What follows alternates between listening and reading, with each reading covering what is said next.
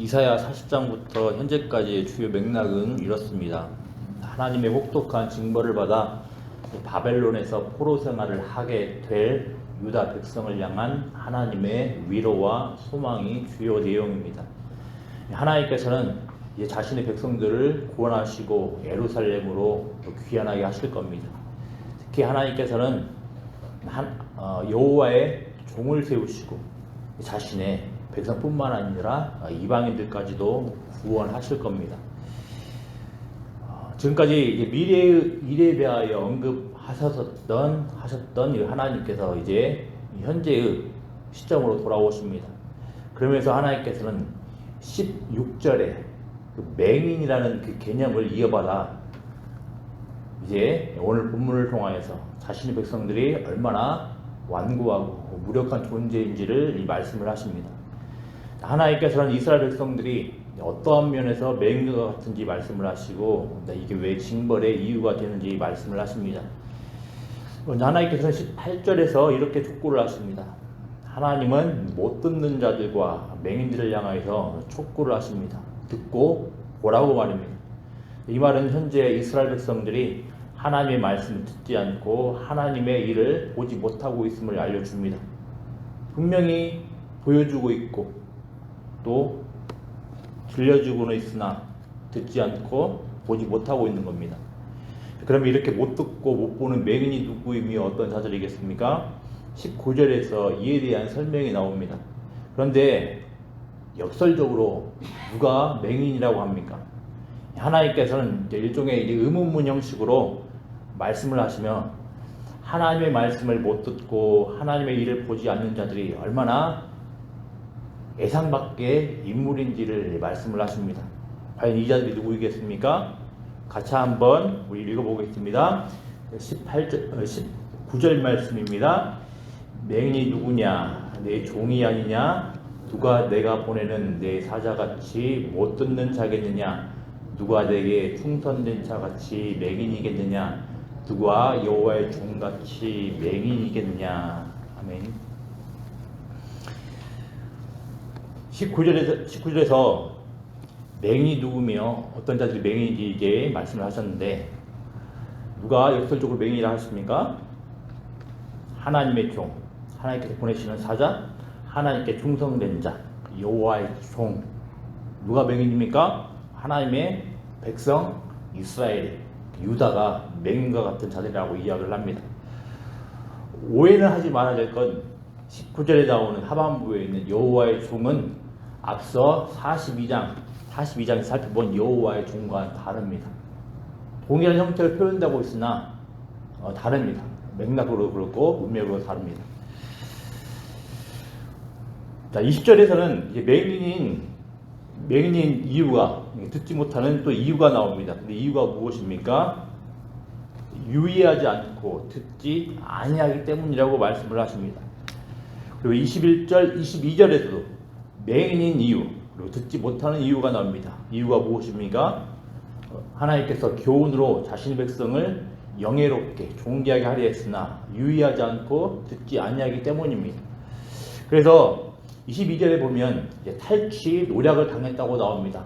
두 가지 표현이 나옵니다. 탈취 노략. 이 표현은 전쟁 용어입니다. 그러니까 이스라엘 백성들이 지금 전쟁에서 패배한 징계를 받게 되는 겁니다. 지금까지 내용을 보면 다른 누구도 아닌 하나님의 백성 이스라엘이 맹인으로 그리고 듣지 못하는 죄로 바로 언급되고 있습니다. 왜이겠습니까? 한마디로 명확히 보여주시고 명확히 들려주시고 있음에도 불구하고 보지 않고 듣지 않기 때문이라고 맹인이라고 하는 겁니다. 하나님께서는 수많은 구원 역사를 이스라엘 역사 가운데 보여주셨습니다. 놀라운 출애굽의 역사를 보여주셨고 놀랍도록 완고하고 말 안 듣는 자들을 광야 40년 동안에 인도하셨습니다. 또 패배의 역사도 보여주셨습니다. 하나님의 말씀을 듣지 않고 또 하나님의 일을 보지 않고 계속해서 거부하고 완악하게 굴 때 분명히 패배하는 역사가 있다는 것도 역사를 통해서 수없이 많이 보여주셨습니다. 또 하나님께서는 자신의 백성들을 향한 뜻을 감추지 않으시고 분명히 알려주셨습니다.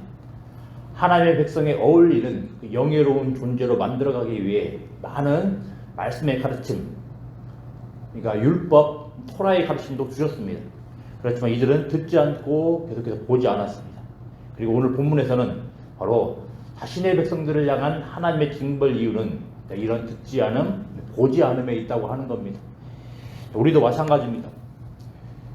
누구에게 징벌의 원이 우리에게 힘든 일을 했을 때, 특별히 이것들이 하나님의 징계일 때, 이 징계의 원인이, 이 징벌의 원인이 누구에게 있습니까? 우리의 맹인됨에 있다고 분명히 이야기를 합니다. 하나님께서 우리를 골탕 먹이려고, 우리를 괴롭게 하려고 명확한 하나님의 뜻을 숨기신 게 아닙니다. 우리도 이스라엘 백성들처럼 인간의 생각으로 이해할 수 없는 수많은 구원의 은혜를 경험을 했습니다. 보았습니다. 하나님 없이 살아갔을 때 그때의 쓰라린 인생의 패배 경험도 많습니다. 또 하나님께서 너무나도 분명한 기록된 하나님의 말씀으로 우리를 매번 가르치셨습니다. 설교로, 성경 공부로, 여러 방식으로 수없이 듣고 보았습니다. 그렇지만 때로는 우리는 마치 맹인과 같은 모습을 보이곤 합니다. 때로는 듣지 못하는 자처럼 살아갑니다. 오늘 말씀에 따르면 하나님의 종, 하나님께서 보내시는 사자, 하나님께 충성된 자, 여호와의 종과 어울리지 않는 모습을 보입니다. 그리고 하나님의 징벌을 경험을 합니다. 그렇지만 우리는 다른 데서 이유를 찾곤 합니다. 그렇지만 오늘 본문도 분명히 말을 합니다. 네가 많은 것을 볼지라도 유의하지 아니하며 귀가 열려 있을지라도 듣지 아니하는도다, 이렇게 분명히 말씀을 하십니다.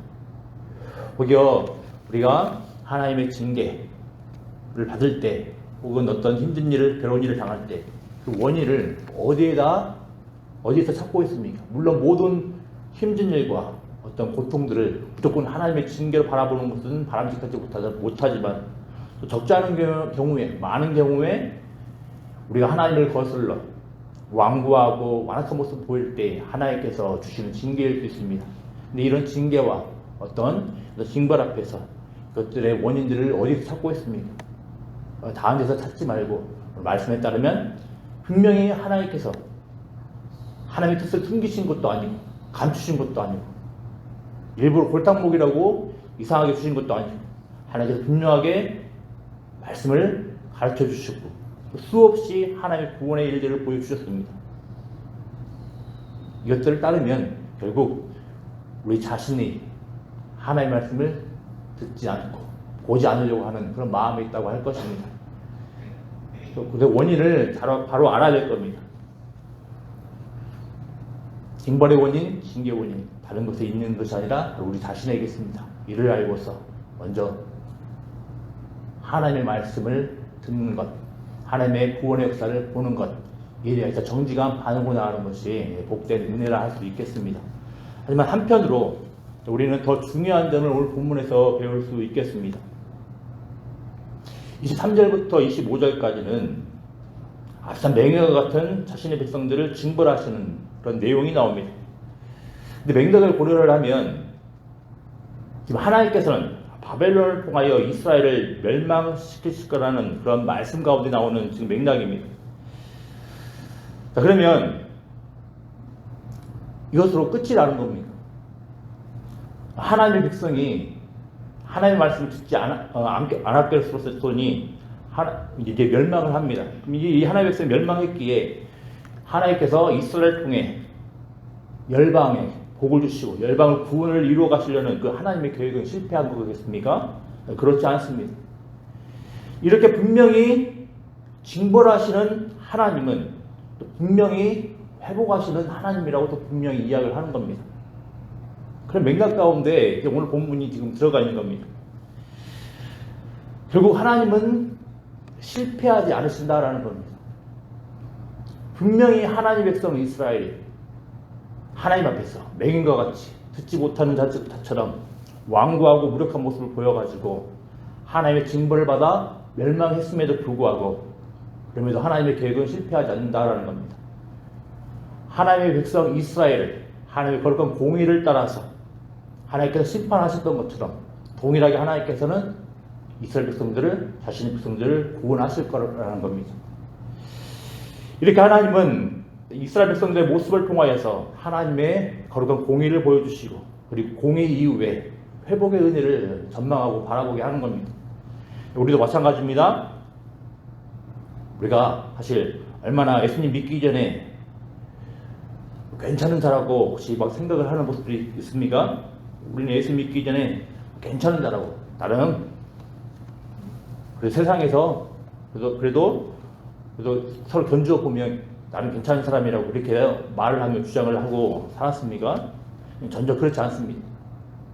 예수 믿기 전에도 괜찮은 사람이 우리는 상대적으로 사람들과 비교를 통해 괜찮은 사람이라고 생각할지 모르지만 하나님 앞에서 전혀 괜찮은 자들이 아니었습니다. 또 예수님 믿고 나서도 그 이후에도 얼마나 또 그러면 괜찮습니까? 네, 그렇지 않습니다. 우리는 하나님의 종, 하나님의 사자, 충성된 자라는 여호와의 종이라는 호칭에 어울리지 않습니다.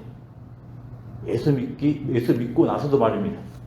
그럼에도 하나님은 우리를 때로 아프시기도 하시지만 계속해서 구원을 이루고 가시는 분이라는 겁니다. 그래서 우리는 우리의 죄악을 분명히 즉시해야 돼.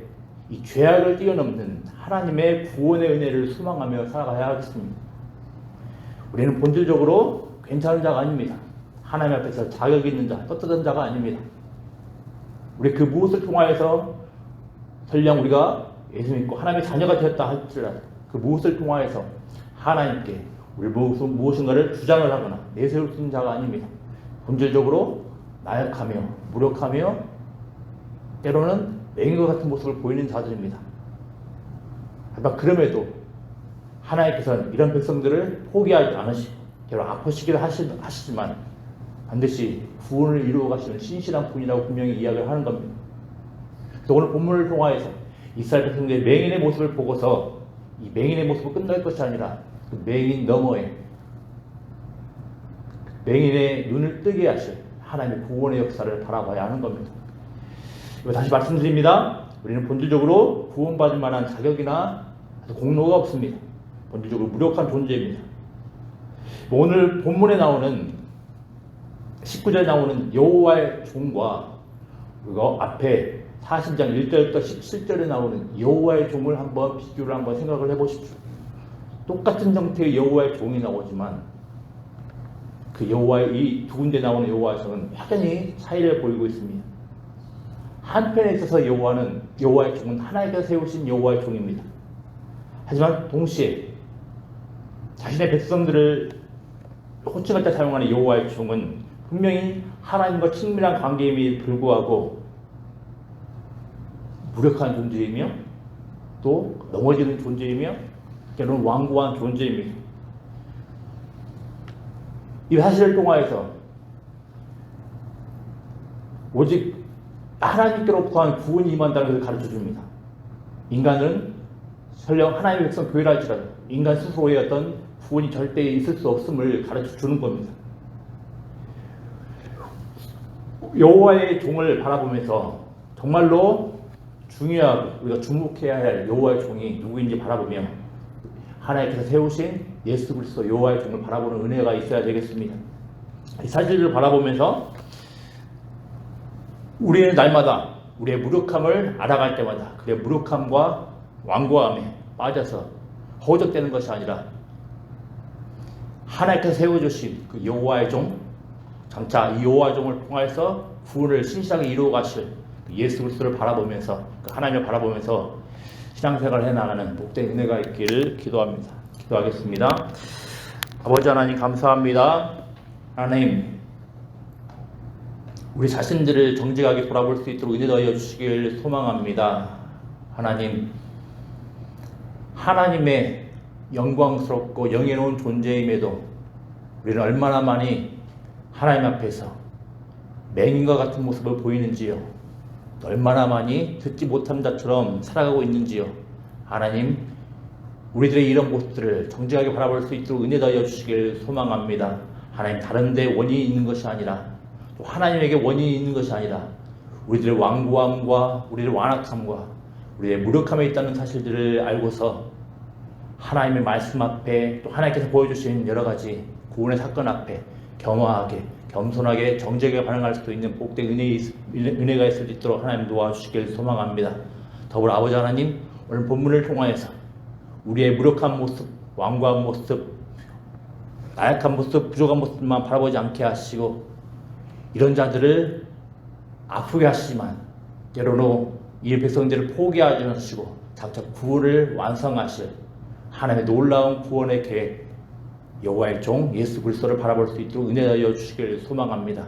날마다 무력하고 연약한 우리 자신들, 날마다 예수 그리스도를 의지하며 하나님의 놀라운 구원의 계획을 따라 하나님의 아름다운 모습으로 변화되어 나갈 수 있도록 인도하여 주시옵소서.